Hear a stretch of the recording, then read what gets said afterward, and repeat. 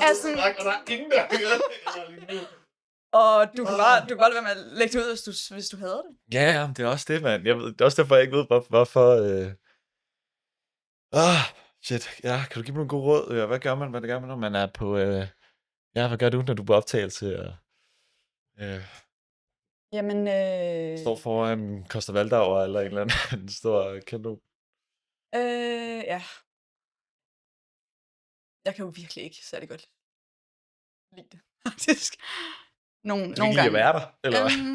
Jeg kan bedst lide, når det er overstået. Når det er sådan, især hvis det er med kendte mennesker at gøre. Det synes jeg er fedt, at de dømmer en. Ja, okay. Var det et godt råd? Altså, fordi de ikke... Altså, hvorfor skulle de dømme dig? Tænker Vera, mand. Nej, men især sådan... Forleden, der skulle jeg lave et interview med... hvad hedder han? Ham, der har instrueret Druk. Ham der hvad? Thomas Vinterberg. Ja, okay. Og der tænker jeg bare... Du dømmer sikkert, hvordan jeg holder på det her kamera. Eller hvordan jeg står. Sådan mennesker, der Du føler, er de meget... meget professionelle, eller sådan meget kompetente mennesker. Ja, meget kompetente mennesker. Ja. Så føler jeg mig altid meget inkompetent. Ja. Ukompetent. Ja, men det kan jeg godt følge dig i. Ja. Men man også få lidt nerver på, hvis jeg skal lave et eller andet, lave et interview. Ja, det gør jeg også. Det kan jeg sgu godt forstå. Så må man jo bare gøre det alligevel. Og så synes jeg, jo flere gange man gør det, og jo mindre tid der går mellem, at man gør det, jo mindre nervøs er man. Ja, okay, så det bliver bedre. Det bliver bedre. Ja, okay. Nu må du se, når du har lavet okay, jeg 10 håber i hvert fald, det at det bliver lidt mere comfortable med det her, fordi lige nu føler jeg mig ikke sådan super comfortable omkring det. Det gør du, og det er jo... Men hvis jeg har gjort det nogle flere gange, så kan det godt være, at man kommer derhen.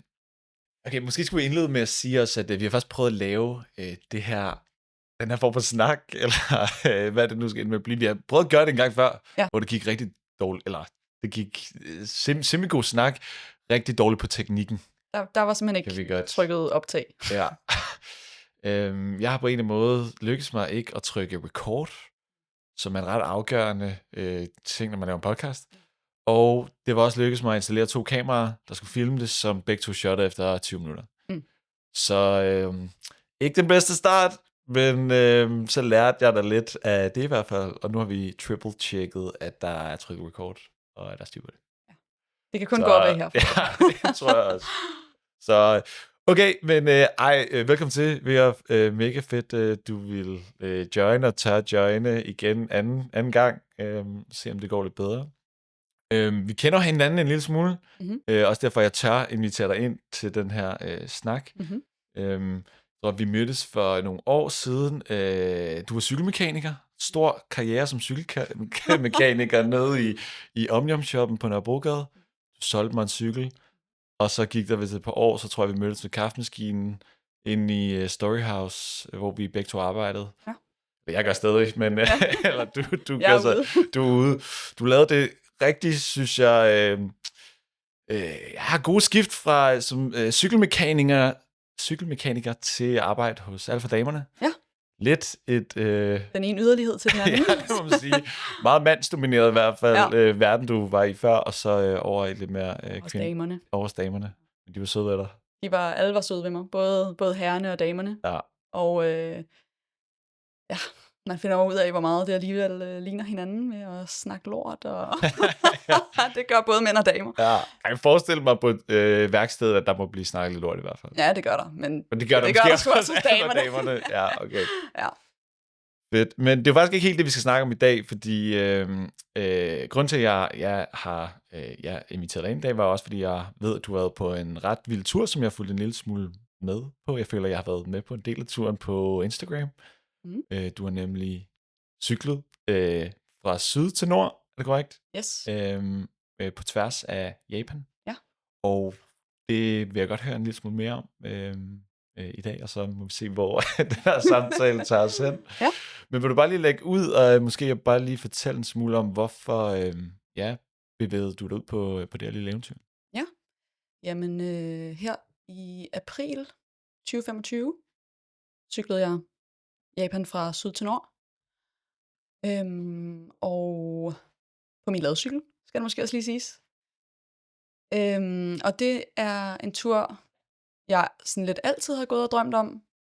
Og jeg har altid gerne vil se Japan. Og så på et eller andet tidspunkt er det opstået, at det kunne være fedt at gøre på cykel. Og så kan jeg nok godt lide at sådan, have et mål på en eller anden måde. Så det der med at cykle fra den ene ende til den anden, så er der i hvert fald noget konkret at cykle efter. Og så blev jeg færdig med min uddannelse i januar. Jeg var i praktik hos Alt for Damerne i forbindelse med, at jeg er uddannet tv- og mediejournalist. Nej, tv- og medietilrettelægger. Ja, vi skal lige... Sikkert det samme. Det er sikkert det samme. Og så blev jeg færdig med min uddannelse, og havde et hul i kalenderen, fordi jeg ikke havde fået et job.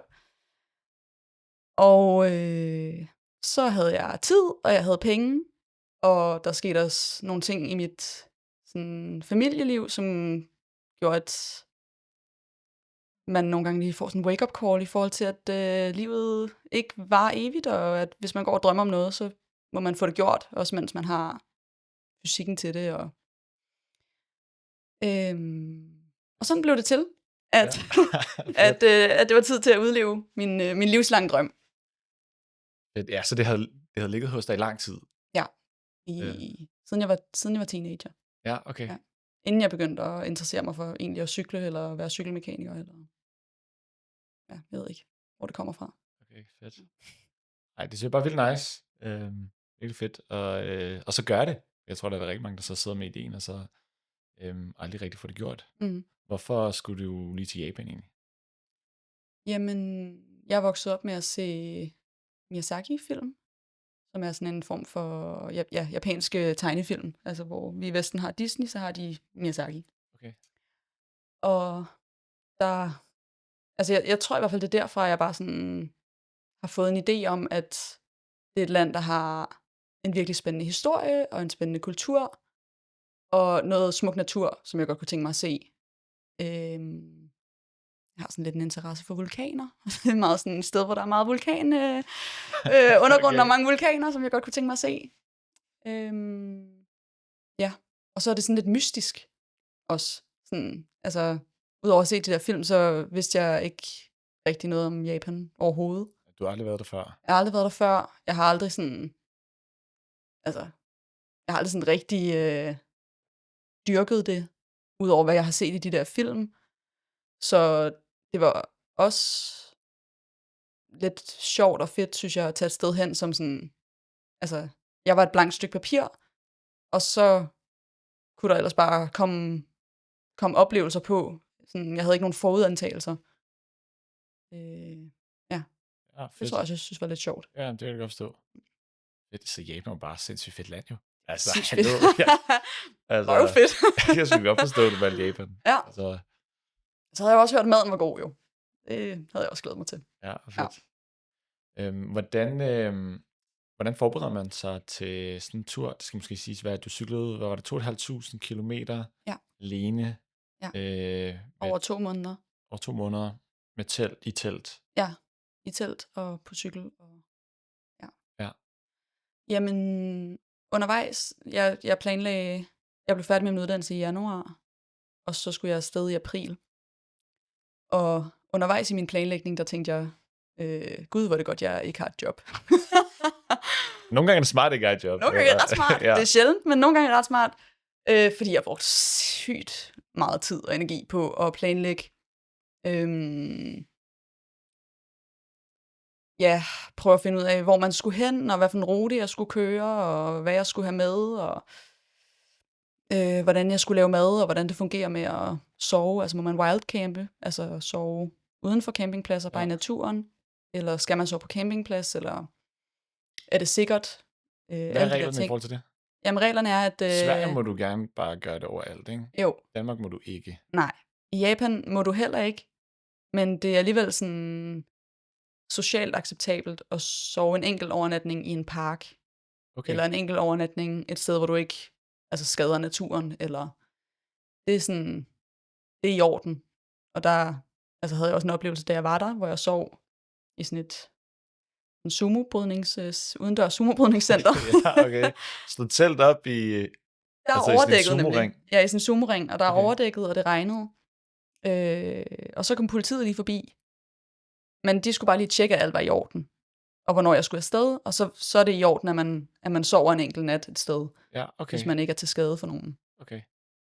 Øhm, Egentlig meget fedt. egentlig meget fedt, ja. Altså, Ja, men jeg brugte sindssygt lang tid på at planlægge, og da jeg så ankom, så kunne jeg lige så godt nærmest bare ikke have planlagt noget.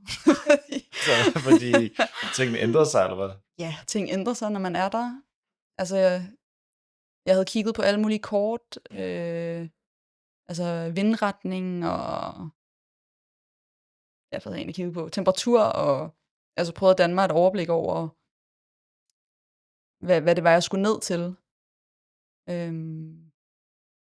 Men ja, og så har jeg bare kigget på Google Maps, og der er der nogle store grønne områder, hvor jeg har bare tænkt hjemmefra, at det var noget bakkeværk. Så jeg har planlagt de første 6 etaper igennem noget bakkeværk. Og da jeg så flyver ind over Fukuoka, hvor jeg fløj til, så kan jeg bare se ud af vinduet, at det er sådan, er en bjergkæde. Og da jeg lander, så prøver jeg at køre den første etape, som er sådan noget 80 km igennem bjergene. Og jeg kører, og så kommer jeg til toppen, og så er der spærret på grund af et jordskred. Okay, det er lidt svært at forberede sig på. Det er lidt svært at forberede sig på, men jeg havde alligevel ikke kunne køre de der 80 km. Altså, alting var bare anderledes, da jeg landede. Fordi stigningerne er højere, end man forventede, eller at... Ja, det var bjerge, jeg troede, det var bakker, og så er vejene anderledes, og så finder man ud af, undergrunden i Japan er levende, så hver dag skal man tjekke, om de ruter, man har planlagt, er åbne, eller om der har været et jordskred, eller om der har været et eller andet, der gør, at vejen er spærret. Ja, så jeg tror bare, jeg fandt ud af, at det er jo selvfølgelig fedt nok, og det er også sjovt, og det giver også lidt en idé om, hvad det er, man skal ud i.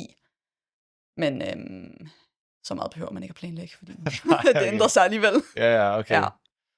Okay, så den læring, du måske så har gjort, der er, at man behøver faktisk ikke bruge så meget tid på at planlægge alt for meget, fordi at man kan faktisk ikke bruge det til et helt stort, så er det måske bedre bare pakke en taske og så komme afsted. Ja, pakke en taske og så komme afsted. Og så når man lander, de lokale ved jo også bedst, hvad for en vej, der er meget trafik på, og hvad for en vej, der når man er spærret på grund af et eller andet. Det brugte jeg virkelig meget, så bare at vide cirka, hvor jeg skulle hen en eller anden dag, og så bare spørge nogen, hvad er den bedste vej til at komme herhen. Ja, okay. Ja.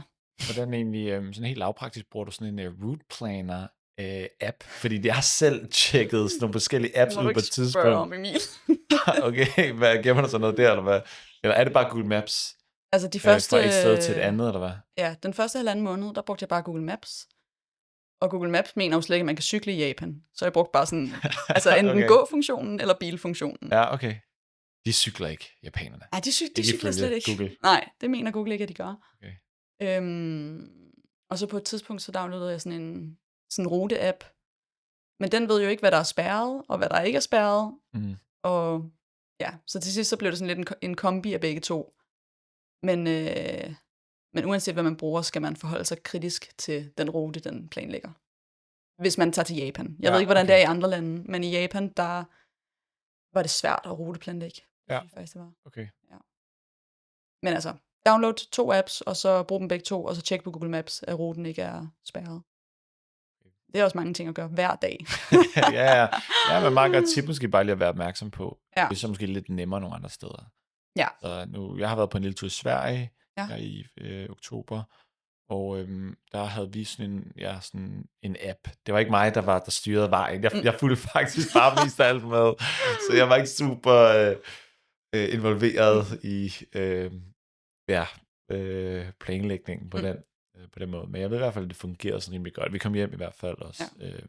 Var det med cykelcomputer egentlig? Nej. Så vi havde bare sådan app på styret, og det fungerede faktisk meget godt. Ja. Ved du, hvad for en app? Ikke for at nørde alt for meget.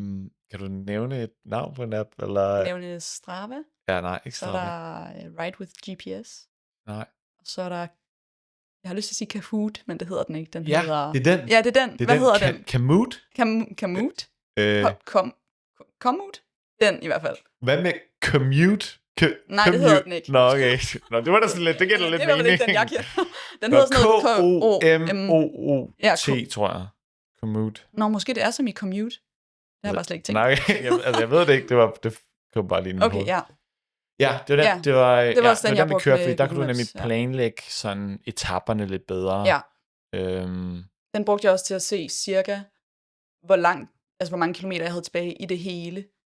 Og så sådan nogenlunde kunne dele det op derfra. ja, okay. Det gik op og ned. Ja, okay. Nå, det er måske meget fint lige at vide. Ja. Hvad med sådan helt lavpraktisk i forhold til grej? Altså, hvor meget har du med? Hvad har du med?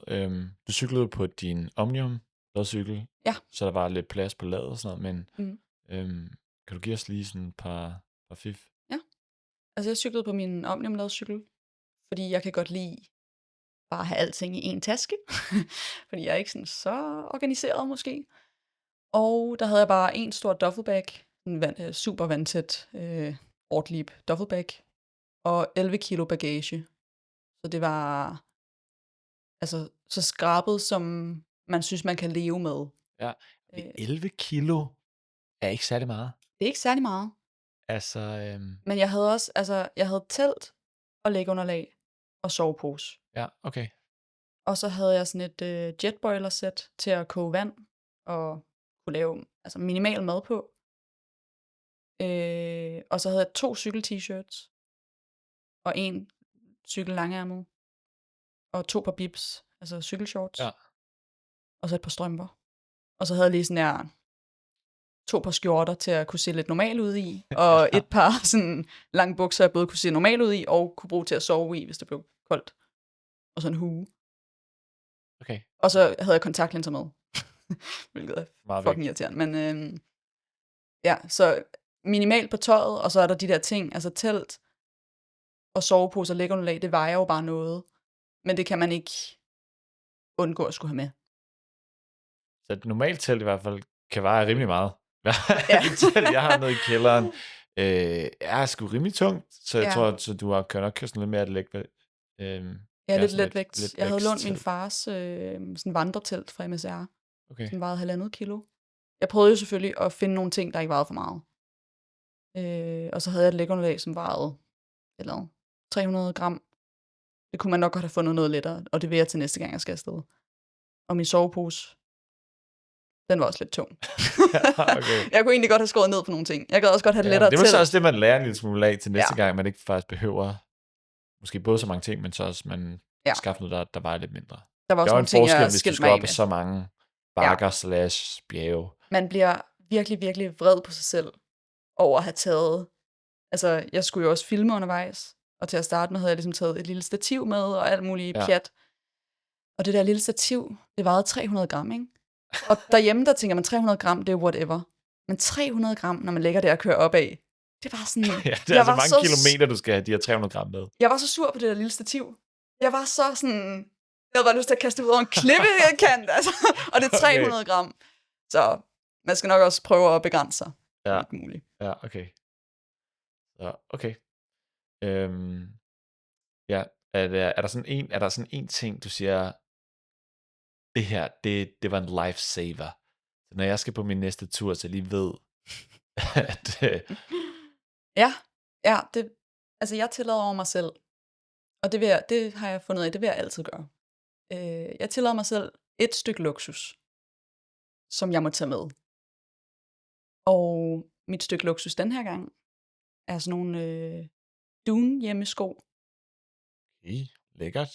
Rigtig lækkert. Til når man har kørt hele dagen i sine sygt irriterende sko, så kommer man ind i teltet, og så kan man tage en Dune hjemmefut på. Og jeg har også måske sådan lidt dårligt blodomløb, så jeg har altid kolde fingre og tær. Så bare fucking dejligt at stikke foden i en Dune-foot, og så derefter ned i sin Dune-sovepose, og så bare aldrig fryse.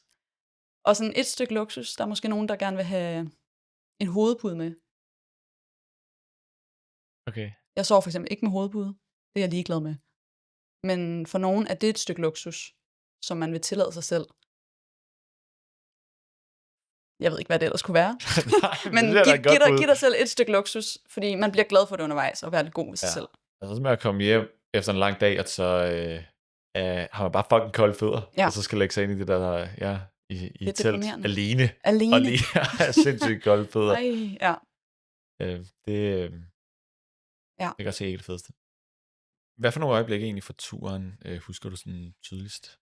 Der er der nogle sådan nedslagspunkter, som du kan fortælle os lidt om? Ja.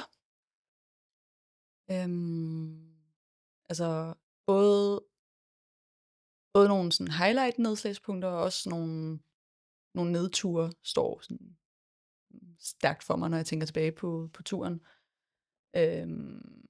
Altså virkelig den første dag, hvor jeg lander og kan se, at intet er, som jeg har forventet.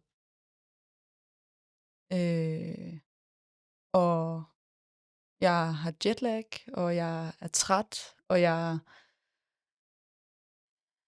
er måske sådan lidt skuffet over mine egne planlægningsevner. Og mener du det der med, at intet er som, er, som du forventer? Ja, altså efter jeg har taget sådan en flyrute derhen med 3 mellemlandinger eller sådan noget. Så jeg har fløjet i 34 timer, og så kan jeg se, da jeg flyver ind over Fukuoka, at det grønne område, som jeg hjemmefra har troet var sådan noget bakkelandskab eller noget skov, at det er en bjergkæde, som jeg har planlagt de første 6 etaper igennem. Og jeg er sådan måske lidt stedig nogle gange. Så jeg lægger i hvert fald ikke min rute om. Og jeg lander der sådan sen eftermiddag i aften. Og skal ud og have noget at spise, og får spist noget hønsehud, og man cykler i venstre side af vejen, og jeg fatter ingenting, og alle skiltene er på japansk tegnsprog, og der er ikke nogen, der taler engelsk. Og jeg går i sengen, jeg har booket sådan bare et værelse hos nogle ældre mennesker i Fukuoka, og står op dagen efter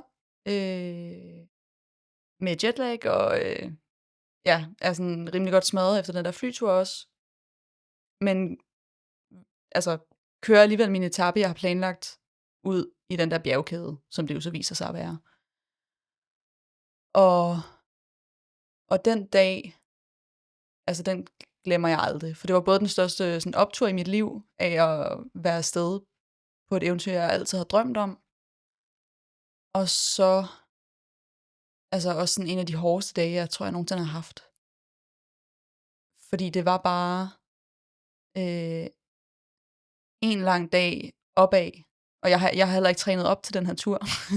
Jeg har ligesom bare tænkt, formen den kommer vel, når man er afsted. Ja, det gør den vel også. Det gør den vel også, men så er det også sådan rimelig, måske lidt dumt at starte med at køre nogle bjergetapper på sin ladcykel med fuld oppakning. Men det er sådan en bjergetappe, og altså allerede halvvejs, der kan jeg bare ikke stoppe med at græde. Altså, okay. Jeg kan bare ikke stoppe med at græde. Det er så... Men du tænker, det går aldrig? Jeg tænker sådan, hvad er det, jeg har gjort? Ja, okay. Jeg føler lidt, at jeg har ødelagt mit liv ved at tage på den her tur, faktisk. Okay, sådan, det er store ord. Det er voldsomt. Det er virkelig den følelse, jeg lidt får, mens jeg er afsted. Jeg har forladt alt derhjemme. Jeg har ikke noget job. Jeg er afsted helt alene, og sætter også sådan min forhold i mit liv på spil. Og hvad fuck er det, jeg laver? Altså, hvad gør jeg det her for? Ja. Nu ligger jeg herude og piner mig selv. Ja. Hvad gør jeg det her for? Og jeg kan næsten ikke, altså fordi det er også så stejlt, at nogle steder må jeg stige af og trække, og jeg kan næsten ikke trække vejret, fordi jeg bliver ved med at græde.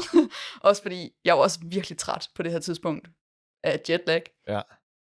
Det er midt om natten hjemme i Danmark, altså.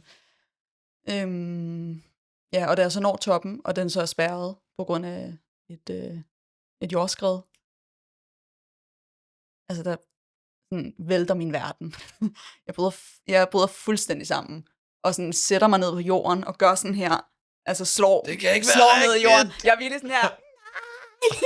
Okay. Altså helt, jeg har heller ikke spist noget frokost, fordi jeg troede jo, at jeg kunne komme op over de der bjerge på 0,2, og få noget at spise et eller andet sted undervejs, og der er bare ingenting derude. Der er ikke noget vand, der er ikke noget mad. Jeg er sygt træt. Det er ved at blive mørkt. Og så er der spærret på toppen. Ja, fucking typisk, mand. Fucking typisk. Og jeg kan bare ikke magte, hvad det er. Jeg føler, jeg kan ikke magte den opgave, jeg har sat mig selv for. Du føler sådan magtesløs. Ja, jeg føler mig magtesløs. Hvad skal jeg gøre? Jeg har ikke noget sted at sove. Jeg kender ikke det her land. Sådan, altså godt nok til heller bare lige at sådan lægge mig i vejkanten og sove, fordi altså her har jeg måske mødt de 2 japanere, jeg bor hjemme hos, og så dem på den restaurant, hvor jeg spiste. Men sådan, jeg har ikke nogen fornemmelse af, hvad det her er for nogle mennesker. Så jeg har ikke lyst til bare at lægge mig i vejkanten og sove, fordi hvad hvis de ikke er nogen søde og rare mennesker? Ja. Nå, Hvad gør man så? Jamen, hvad gør man så? Så græder man. Det gør jeg. Okay. Min måde at håndtere de her ting på, det er, så græder jeg. Og så giver jeg mig selv lov til at sidde der og være et utidigt barn og græde af. Og så på et tidspunkt, så kan man jo ikke rigtig græde mere. Og så skal man jo så til at løse situationen. Ja.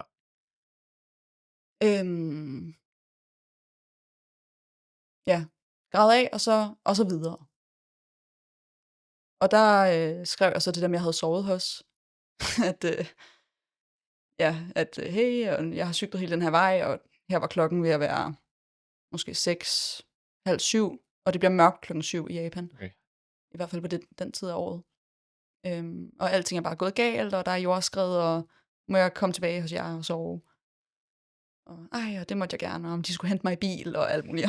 Okay, shit. nej, det er fint nok, jeg kan godt selv finde tilbage. Og så kørte jeg jo tilbage hele vejen ned af den der forbandede... Altså, du lige har kæmpet dig opad. Jeg havde lige kæmpet. Jeg havde brugt hele dagen. Ja, altså, jeg tror, jeg havde kørt opad i 8 timer eller et eller andet. Og så bare køre nedad på... Altså under en time, ikke? Det er så provokerende. Ja. Ja, og så ned og sove. Og så bare stoppe og prøve at gøre det igen dagen efter. En anden vej. Ja, men, ja. Okay, så det var en hård start. Ja, det var en rigtig hård start. De første dage var rigtig hårde. Også fordi, altså også den næste dag, der kører jeg igen sådan en 80 km etape. Og det er egentlig fint nok, og jeg har booket et sted at sove de første par nætter, indtil jeg lige sådan får en fornemmelse af, hvor jeg er. Og der er det igen, altså heldigvis ikke sådan på toppen af et bjerg, men jeg har booket et sted sådan lidt ind i bjergene, hvor jeg skal sove på dag 2, ikke? Og kommer der ud af, og så bliver jeg bare overrasket af, at Japan ligger tættere på ækvator, og derfor så bliver der mørkt klokken 19.00. Ja. Der er der bælragende mørkt. Der er ikke den der overgang, som der er i Danmark. Det går bare fra lys til mørkt. Så på dag nummer 2 og også dag nummer 3, der bliver jeg sådan, altså fanget i de der bjerge af mørket. Og der er jo ikke noget lys. Altså der er ikke nogen, der bor derude. Så der er bare mørkt. Ingen gadelamper, ingenting. Så var der også meget alene lige pludselig. Så følte jeg mig meget alene. Ja, der måtte jeg lige ringe hjem. Ja. Mor! Min bror. Ja, okay. Hjælp! Ja. Altså lige få en pep-talk. Men det var virkelig hårdt. Og bare sådan ikke kende noget, og ikke vide, hvor lang tid tingene tager, og hvor man kan sove, og om folk er søde og rare, og det var en hård opstart. Ja. Det der med at være helt alene i mørket. Ja. Hvordan har du med det? Eller hvordan håndterer man lige det? Altså, jeg vil selv tror jeg, det var ret nøjeren. Jeg har det fint med at være i mit eget selskab, men også det der med at rejse alene er ikke noget, jeg har gjort det super meget i. Jeg tænker især at være alene, måske især som kvinde i et fremmed land, bælragende mørke. Det skal man da nok lige lande i, forestiller mig. Ja, altså det kunne jeg overhovedet ikke lide. Og jeg havde også jo ikke sådan rigtig fundet ud af rutevejledning endnu. Så det var også noget med altså at køre, og så vil den have mig ind i sådan et sted, som bare er altså en grussti i en skov i mørket, hvor jeg var sådan... jeg følte mig virkelig utryg. Okay. Og også netop med sådan... Altså min bror, han sagde, du kan bare slå dit telt op og sove et eller andet sted. Sådan, jeg ved ikke, hvad det er, der er herude. Ja. For nogle dyr, eller for nogle mennesker. Og der, altså, efter det var sket 2 gange, der lavede jeg så også ligesom en regel for mig selv, at sådan her, hvis jeg ikke ved klokken 15, om jeg kan nå frem, der hvor jeg har planlagt at sove, så skal jeg lave det om, altså til et sted, der er tættere på. Fordi okay. jeg tror ikke, jeg sådan helt har det i mig, eller i hvert fald ikke på det tidspunkt, at være helt alene i mørket. Ude på vejene. Det kan jeg ikke lide. Og når der er noget, man bare sådan her virkelig ikke kan lide, så må man jo planlægge udenom det. Ja, helt sikkert. Okay, så du skulle gerne komme frem inden mørkets frembrud? Ja, altid inden mørkets frembrud. Okay. Ja, det kan jeg virkelig godt forstå. Ja. Der er også et eller andet i at sætte telt op og sætte en lejr op i bullerravne mørke. Ja, og det der også er i mørket er jo, at hvis jeg tænder en pandelampe, så kan alle se, hvor jeg er. Ja. Altså man er sådan meget udsat i mørket på en anden måde. Følelsen er sådan en lille smule skrøbelig i et telt. Altså der er ikke noget, der sådan beskytter en særlig meget. Vel? Ja, det har jeg også haft det lidt svært med nogle gange. Ja, men var det også en del af at gøre det, eller hvad? Ja. Altså at gøre det alene, lægge sig i et telt alene. For det er jo de færreste mennesker. Jeg kender i hvert fald ikke særlig mange, der har gjort det, eller har lyst til at gøre det heller. Ja, altså det var det helt klart. Det var jo også en del af, hvorfor jeg tog afsted, også sådan på det her tidspunkt i mit liv. Fordi jeg er bare sådan, altså efter jeg er blevet i midt slut 20'erne, så er jeg bare sådan blevet lidt mere bange. Altså, jeg er bange hjemme i min egen lejlighed i mørket, og lidt mere bange for at være alene, og bange for andre mennesker. Hvad er du bange for? Hvad er man bange for, Emil? Jamen, ja, okay. Jamen, nok, at der er nogen, der ved det ondt. På det. Ja, helt sikkert. Eller mørket, sådan, de ting, man ikke ved, hvad er. Ja. Altså, det var ikke for at provokere på nogen måde. Det var mere bare lige for at få en indsigt i, sådan, hvad man tænker. Jeg er ikke selv sådan, jeg er bange i min egen lejlighed, men jeg kan godt føle dig i det med at være, jeg føler sig alene i mørket, eller sådan, det kan jeg virkelig godt sætte mig ind i. Jeg tror også, jeg er bange for, eller er blevet mere bange for, altså sådan, det fylder jo bare virkelig meget i alt, hvad man ser og læser. Både sådan fiktion og fakta, med mennesker, der gør hinanden ondt. Ja. Så jeg har nok haft sådan lidt mistet lidt troen på, at vi vil hinanden det godt, og at andre vil mig det godt. Og det vil jeg gerne afsted og ligesom, altså fordi jeg har egentlig altid troet på, at alle grundlæggende er gode og vil hinanden det godt. Og det kunne jeg godt mærke sådan i mine slut 20'ere, og det begyndte at blive sådan lidt udfordret. Okay. Og det kan jeg ikke lide. Jeg kan ikke lide ikke at tro, at andre mennesker er gode. Så det vil jeg gerne have tilbage på en eller anden måde. Ud og opleve, at andre mennesker ikke er farlige. Og at vi gerne vil være gode ved hinanden. Ja. Føler du fik du bevist det? Eller har der været nogle tegn på, at folk ikke har været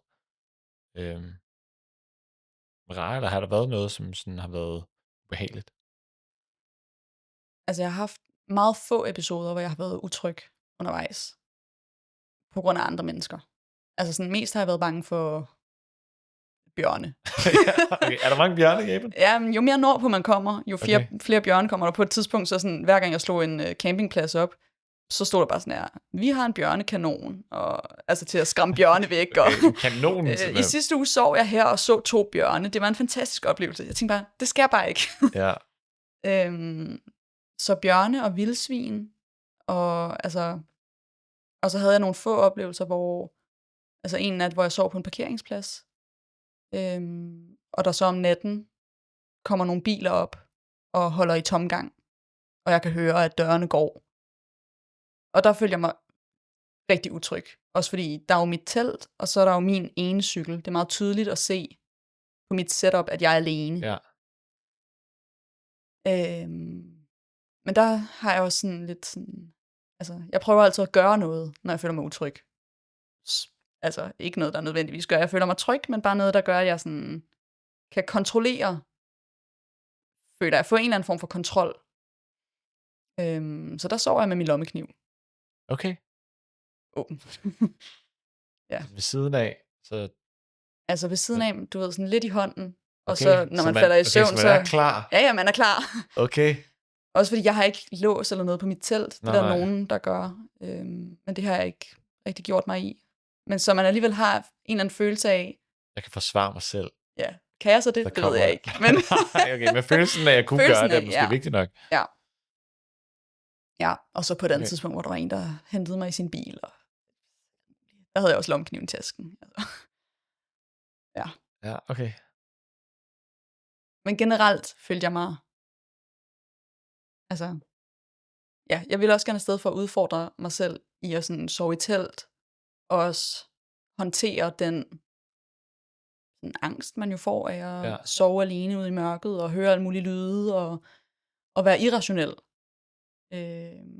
Og så prøve ligesom at være rationel, og kontrollere min frygt. Ja.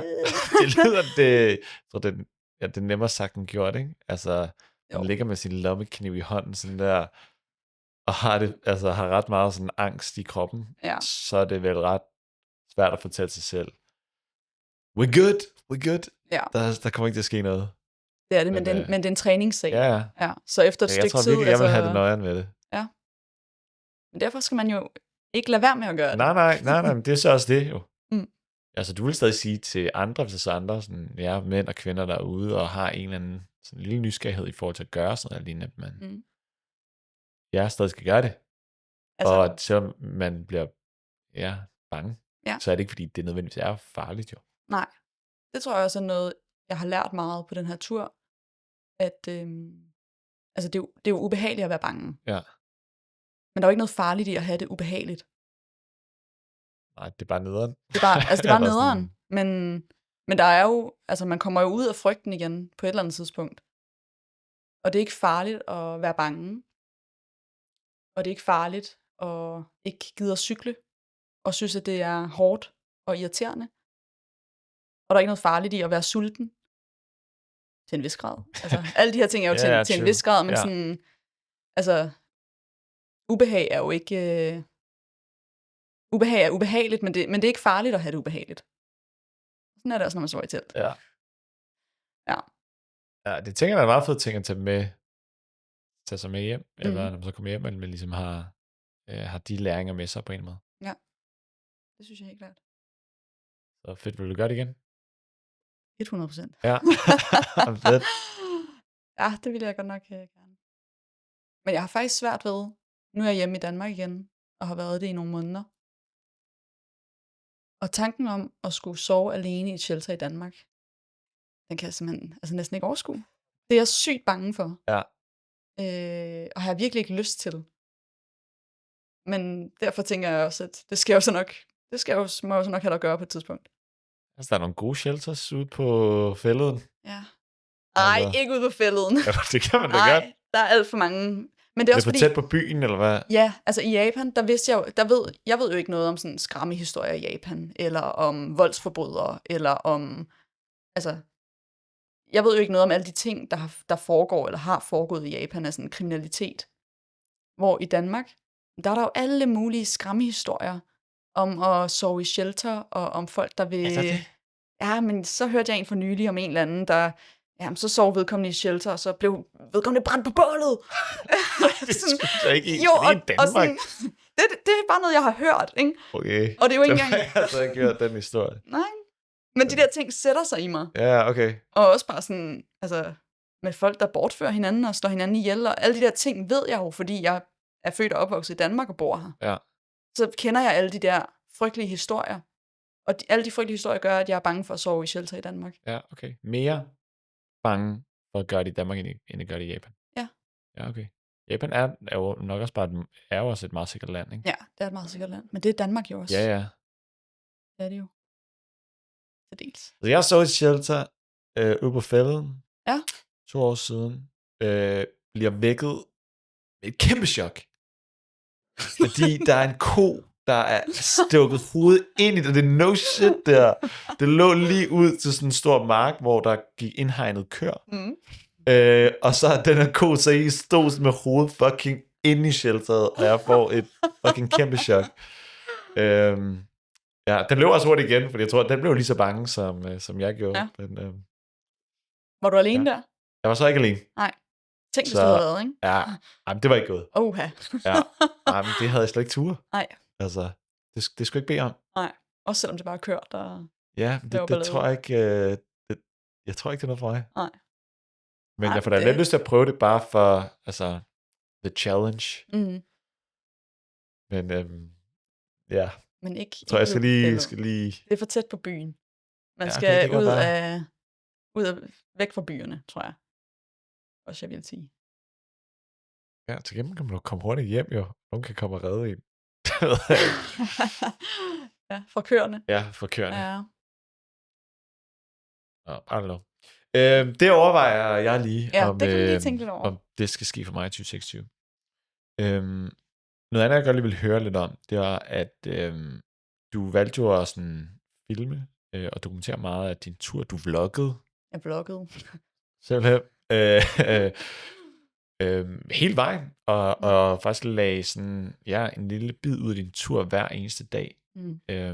Og det gør, at vi andre herhjemme kunne følge en lille smule med. Jeg ved, at der er rigtig mange, der har fulgt med, fordi du har virkelig blevet eksponeret sådan ret vanvittigt meget. Også bare folk, som jeg kender, som overhovedet ikke har nogen relation til dig, der er du ligesom kommet ind i deres feed på en eller anden måde, ikke? Det vidste du vel ikke ville komme til at ske, inden du tog afsted, men det jo har ligesom været resultatet, efter du er kommet hjem, ikke? Jeg ved også, at der er sket nogle fede ting efter. Det er bare en lille smule nysgerrig på, hvad gjorde du der tanker i forhold til det her med at filme det, dele det, lægge det ud. Det er der måske alligevel mange, der gør, men så alligevel ikke. Der er i hvert fald ikke nogen, jeg kender sådan semi-normale mennesker, som ikke er sådan halv-influencer-agtige typer, som vil gøre sådan noget. Ja. Altså, den ene del af det er, at jeg har været ude at rejse alene før. På en klassisk backpacker-trip i Sydøstasien. Og jeg har simpelthen nærmest ikke et eneste billede derfra, og ikke nogen videoer, og alle de ting, jeg har oplevet, har jeg ikke haft nogen at dele det med, så der er aldrig nogen, der minder mig om det heller. Og det havde jeg ikke lyst til med den her tur, som var sådan min store drøm.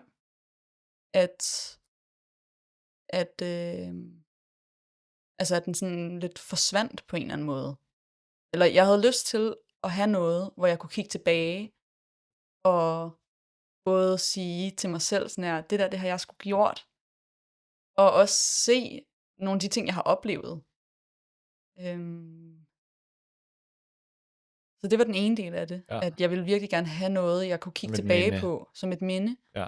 Og også noget, hvor jeg kunne vise min familie og mine venner, sådan her, hvad er det, jeg har oplevet? Hvordan har det været at være afsted? Og den anden del af det er, at jeg lige er blevet færdig med min uddannelse, som er en uddannelse i mediebranchen. Og jeg er ikke sådan vokset op i en mediefamilie, eller sådan... Altså, jeg har ikke et særligt stærkt netværk i mediebranchen. Så er det sgu svært at få et arbejde. Ja. Så det var også... Altså, jeg har brugt alle mine penge på den her tur. Og der havde jeg det også sådan... Så skal jeg også på en eller anden måde prøve at lave noget, jeg kan få noget arbejde ud af. Ja. Eller noget, som gør, at folk... at der måske er nogen, der får en fornemmelse af, hvem jeg er. Så det var ligesom de to årsager til, at jeg valgte at vlogge undervejs. Ja. Og så har jeg altså bare gjort det på min telefon, min iPhone 15. Ja. Og ja, jeg havde jo også et kamera med. Jeg havde faktisk tænkt mig at lave sådan lidt sådan en mini-doc-agtig ting. En lille sammenklipning. Ja, sådan en lille dokumentar, også i bredformat-agtigt, som var noget mere sådan, hvor jeg kunne vise mine skills, mine videoskills. Men mit kamera går så i stykker på 4 dagen. Perfekt. Jeg har nok fået noget fugt, eller på et tidspunkt, hvor min cykel er væltet, eller noget. Så jeg ender med bare at filme alt på telefonen, og jeg klipper også bare alt på telefonen i teltet om aftenen, når jeg ankommer til lejren. Ja, så hver dag, hvor der er lagt noget op, er fra altså dagen før, eller fra på dagen, jeg har været afsted. Det var det. Det brugte jeg simpelthen bare dejligt med tid på. Det må også tage lidt tid. Altså nu, ja, det gjorde det også. Nu er du sikkert ret færm til det, men altså jeg forestiller mig alligevel, at det er et lidt projekt. Jeg skulle lige finde ud af det. Også, jeg har jo ikke vlogget før, og jeg har aldrig sådan delt mig selv på nettet på den måde. Nej, hvordan er det? Jamen, hvordan er det? Altså, fordi man skal vel... man skal lige ud over den der forfængelighed, man måske har en lille smule af, og så tale ind i mikrofonen og se sig selv og sådan noget. Ja, jeg tror faktisk ikke, jeg er så forfængelig. Nej, okay. Jeg var også, altså... Jeg tror, det er bare mange, der er. Ja, jeg havde nok lidt sådan en... whatever. Følelse. Okay. Altså, og det tror jeg også har noget at gøre med min livssituation og min alder. Altså, at jeg er i midten, nu er jeg så lidt mere midt-slut 20'erne, og sådan, jeg har en familie, jeg holder af, og jeg har sådan, altså på det tidspunkt havde jeg et virkelig stærkt bagland, på en eller anden måde. Så jeg var egentlig ret ligeglad med, hvad fremmede synes om mig. Og det giver en enorm frihed til, at de ting, jeg synes var fede, eller jeg synes var sjove, eller jeg synes var whatever, sådan, det lagde jeg bare op. Ja, fedt. Noget, som jeg ikke synes var sjovt, eller som jeg følte, jeg sådan der gjorde, fordi jeg skulle, det vil jeg aldrig lægge op. Altså, eller noget, der ikke føles som mig, eller bare lægge det op, som det er. Altså, med alle sine grimheder, og jeg havde jo sygt meget problemer med mine øjne, fordi jeg bruger kontaktlinser, og man er ikke hele tiden sådan så ren, når man sover i telt, så jeg havde sygt mange, sådan nogle, altså blister i øjnene, og lignede lort, og så får man ikke lidt bad, og... Men alting var lagt ud sådan med rent hjerte. Ja. Altså, jeg følte, selv hvis der var nogen, der skrev, kæft, du ligner lort, eller... folk det? Jeg tænkte jo, man får nok nogle haters. Yeah. Hvis man får bare lidt sådan, der følger med, så får man nok nogle haters. Eller nogen, der synes, at det er kedeligt, eller dumt, eller det var ikke særlig sjovt, det du sagde. Ja. Der havde det meget sådan... men det synes jeg. Og så er det ikke så vigtigt for mig, hvad de synes. Men er der, har du fået reaktioner på, hvor folk har sådan, sagt, fuck, du ligner lort, man, tag dig sammen, altså. Kun min bror. Ja. Okay, men han skal måske stikke det til. Ja, han skal måske. Nej, jeg har kun fået... Fordi jeg forestiller mig, at folk har været ret søde der, eller... folk har været så mega støttende og søde og rare. Jeg har ikke fået en eneste dum kommentar, eller på et tidspunkt er der en, der har skrevet altså en kommentar til en video, sådan, hvorfor fuck vil man gøre det der? Ja. Og der må jeg jo bare sige sådan der, det ved jeg fandme ikke, altså, godt spørgsmål. Men ellers har, altså, folk har bare været mega søde, og det har også været dejligt at dele det med en masse. Jeg har slet ikke følt mig alene af sted, fordi hver dag er der nogen, der har skrevet, eller når det har været hårdt, så altså, føler jeg virkelig sådan, at der er nogen, der har støttet mig. Nogen, jeg ikke engang ved, hvem er. Ja. Og det har været mega dejligt. Og så, altså cute. Jeg synes, folk er så cute. Jeg fik virkelig sådan en stor kærlighed til, ja, og det er også igen sådan med sådan, folk vil jo gerne hinanden det godt. Ja. Jeg vil gerne dem det godt, og de vil gerne mig det godt. Og det var bare virkelig kæmpe boost. Virkelig dejligt. Altså nogle af de skrubler, du så måske havde inden, i forhold til sådan at udkomme og sådan noget, blev vel rimelig hurtigt gjort til skamme. Ja. Fordi folk bare var søde og var nice. Ja. Og, men jeg havde men så måske også, at det, men du også, altså, det gik ret godt, eller det er jo så også, hvordan man definerer, om det går godt. Men altså, du har jo virkelig fået et stort reach. Der er virkelig mange, der har... og det kom også hurtigt. Altså, allerede på dag 2 var det sådan, altså var der helt vildt mange, der så den video, og der fik jeg sådan 2.000 nye følgere på dag 2. Ja. Så det var også rimelig hurtigt, at altså jeg nåede ikke engang rigtig at have sådan en overvejelse om det egentlig var helt vildt kikset, det jeg lavede. Fordi altså, folk fulgte jo med, og hvis det var helt vildt kikset, så er det vel egentlig også ret ligegyldigt. Ja, og måske meget fedt, at det også er kikset, Måske fordi meget det måske er autentisk, eller Ja. ægte, at det ikke er så poleret, fordi det Ja. kan der vel også være en del af sådan noget, der måske er, ikke? At det, som Jo. folk ser. Måske har det også været det, som folk bare synes var nice. Ja, og det havde jeg også hjemmefra. Sådan, altså jeg gider ikke kun vise, at det er helt vildt fedt. Det er også helt vildt sygt hårdt. Ja. Og det regner, og man gider ikke, og man er grim, og man har Ja. problemer med sine øjne. Men det er også fedt. Det er også en del af det. Ja. Ja. Ja. Fedt. Så hvad, sådan nu her også, hvor du kommer hjem, og du har lagt alle de her ting ud og delt en del af dig selv og din tur, sådan, hvad føler du sådan, det har, sådan, har givet, eller sådan, fordi der ligger også en del sådan arbejde i at gøre det. Jeg tænker, hvis jeg selv skulle gøre det, jeg ville synes, det var lidt også en orker at gøre, altså at skulle filme og klippe, og hver dag man kommer hjem, man er sindssygt træt, og sådan, plus jeg også ville tænke lidt over, hvordan fanden det bliver modtaget, og folk griner lidt af mig, og sådan, okay, hvad laver han nu, sådan, jeg ved ikke, jeg tror at jeg vil have lidt forskellige tanker i hovedet i hvert fald, i forhold til at gøre det. Har du det i forhold til podcast? Ja, det har jeg også rigtig Men altså, det er jo også at lægge sig selv ud på en måde. Ja, og det tror jeg, der kan være svært for mange, og også været så lidt svært for mig. Sådan ens forfængelighed på en eller anden måde, i forhold til, hvad fanden det er, man laver. Og sådan, kan du følge mig? Ja, men jeg kan virkelig godt følge dig. Men folk er jo, altså det er virkelig sådan, ligesom i folkeskolen, når man kom hjem og sagde et eller andet, at man følte sig grim, eller dum, og ens forældre sagde, alle andre er egentlig lidt ligeglade med, hvad du laver. Eller sådan, folk er faktisk ikke sådan nogle hårde dommere, synes jeg. Jeg synes faktisk, folk er nogle sødere dommere, end jeg havde troet. Ja, okay. Og det tror jeg også, de bliver med det her. Sådan, folk kan jo godt lide dig. Du er jo en sød og rar og nice person. Hvis du var en ikke sød og rar og nice person, var der måske nogen, der ville være ude efter dig. Men du er jo et rart menneske. Og så tror jeg, det er svært at hate på dig. Ja, det er godt. Det tror jeg bare.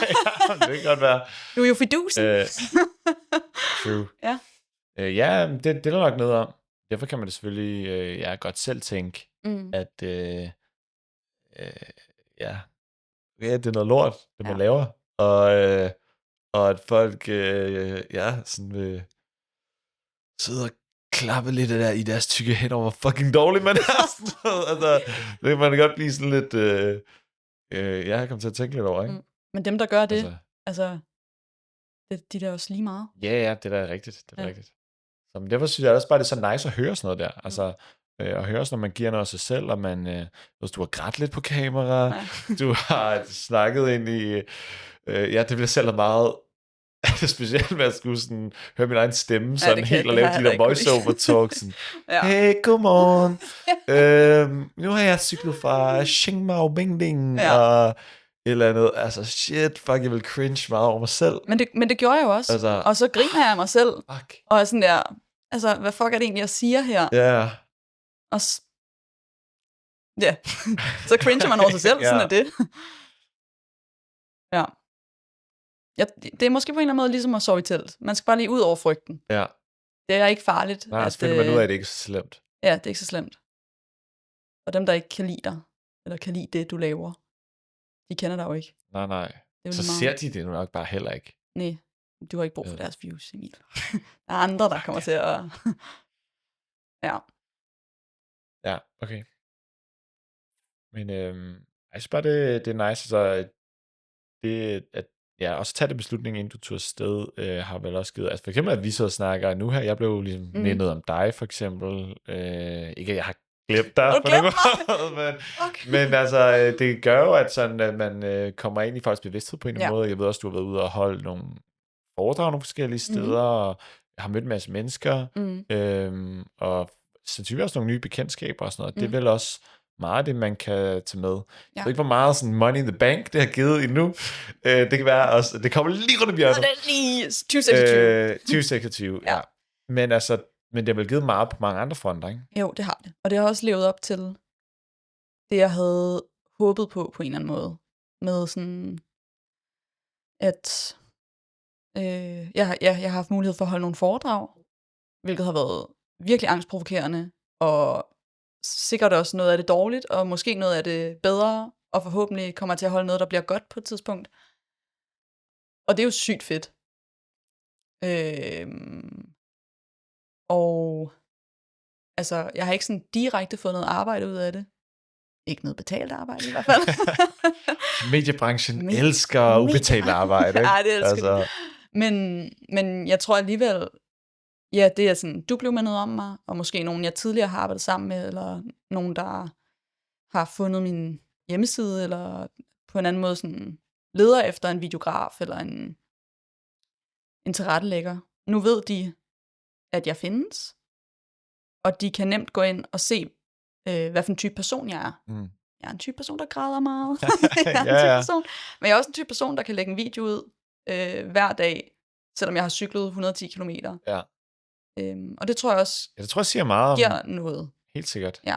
Så jeg føler, det har givet meget, og så er der jo alle mulige spændende ting i 2026, som jeg glæder mig rigtig meget til. Og kan du løfte sløret lidt for, hvad skal der ske?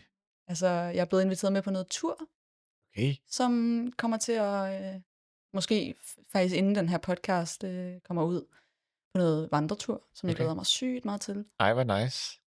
Altså, det lyder da sygt nice. Ja. Det lyder da fucking fedt. Fucking nice, og jeg har jo fået en cykel af Omnium. Ja, okay. Jeg så, du postede der et eller andet, men ja, det var et soft launch. Ja, okay, fordi faktisk helt, du har fået en cykel. Jeg har fået en cykel. Nogle af delene havde jeg selv. Okay. Og så har de bygget den op for mig og givet mig resten. Også fordi, at jeg skal være Omnium ambassadør, sådan officielt. Okay. Man kan jo sige uofficielt, der har jeg jo virkelig sagt mange gode ting om dem, men det er jo fordi, jeg synes, det er et godt brand. Ja. Men i 26, der skal jeg sådan officielt være ambassadør. Okay. Det nice. nice. Ja. Ej, hvor fedt. Der er mange gode ting. Jeg føler, at det også har ført ud i noget. Det kan sgu betale sig at udleve sine drømme. Man får det virkelig godt af det. Det gør man altså. Fedt. Jeg siger, Omnium, hvis I hører det her, så er jeg også op for grabs. Jeg elsker min Omnium mere end noget andet, seriøst. Okay, jeg har haft den i hvad, 6 år, 7 år. Jeg har godt nok cyklet mange ture på den. Please sponsor me, Omnium. Måske du kan få en rep. Ny kæde. Det var bare et eller andet. Kæft, jeg har også lagt mange penge ned i Omnium-shoppen. Altså, hver gang jeg tager den ind, så jeg siger, hey, jeg skal bare lige skifte kæden, og så ringer de til mig og siger, mate, din cykel er jo helt knas, du skal skifte alt det her. Ja. Det koster 4.000. Og jeg er sådan, ej, det går altså ikke. Det var mig, der stod dernede og sagde det til folk. Ja. Jamen, det er jo ikke en billig hobby, men den bliver billigere, når man selv kan lidt. Ja, man lærer lidt hen ad vejen. Det synes jeg er nice også. Jeg kan heldigvis skifte en del ting selv, men jeg har stadig brug for dem en gang imellem. Ja. Så gør jeg noget. Ellers så spørger du mig, så skal jeg nok hjælpe. Ja, okay, fedt. Ja. Så, okay, men det lyder bare mega godt. Så fede, spændende ting på tapetet i 2026. Ja. Fedt. Skal vi runde af på den note, eller har du noget andet på hjertet, vi lige sådan skal dele? Jeg har faktisk skrevet sådan nogle quickfire ting ned på mit lille spørgsmål, eller mit lille papir her, okay? Fire away. Okay, jeg har skrevet 3 ting. Ja. Jeg føler, den første ting har du svaret en lille smule. Okay, det ved jeg ikke, jeg har skrevet vigtigste tool. Din sko var måske ikke rigtig og så et tool. lommekniv. Okay, lommekniv. Og så på et tidspunkt, så fik jeg en splint i fingeren, og så gik det op for mig, at jeg ikke havde en pincet med. Og så en splint i fingeren er altså faktisk et ret stort problem. Ja.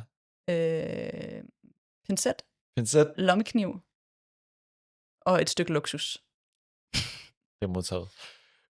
Bedste japanske drik, eller jeg tænker, du har drukket en del forskellige sådan, sportsdriks og sådan noget.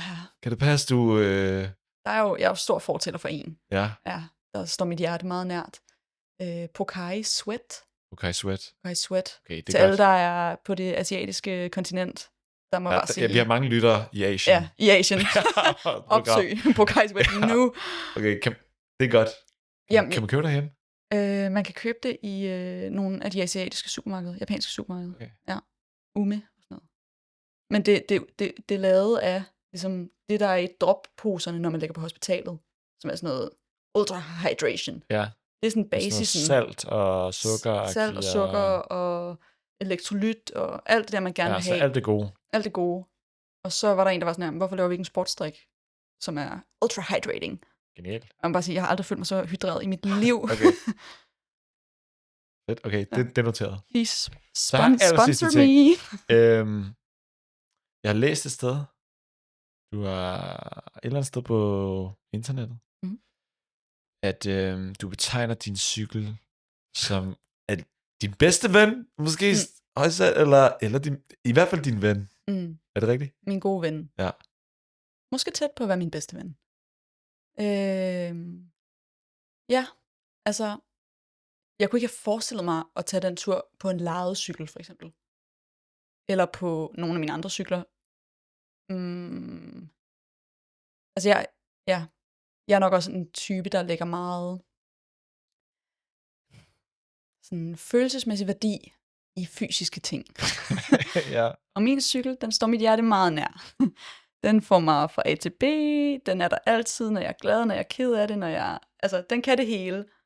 Og det der med at have et stykke, altså noget, man virkelig kender godt, og som kender en, med, når man skal ud og være helt alene, det betød meget for mig. Ja, den cykel er bare min trofaste følger. Fedt. Ja. Jeg kan sige, jeg har lidt på samme måde. Ja. Og derfor kan jeg virkelig godt sætte mig ind i det, og derfor tænker jeg også bare, det er nice at have en af sine gode venner med på tur, når man ikke så man jo ikke alene. Man er ikke helt alene. Man er ikke helt alene, ja. Så, cool. Men måske på den note, vil jeg så vil sige, okay, tusind tak. Jeg tror faktisk, måske vi er i kassen. Jamen, fremragende. Så nu vil jeg trykke på den her tak for at invitere mig. Og så ser vi, om der ligger nogle lydklip på det her SD-kort. Det håber jeg virkelig meget. Ellers kommer jeg igen. Det er jeg meget glad for, men det håber jeg ikke, du skal. Nej. Ikke på den måde. Tak, Vera. Tak. Hey! Sådan.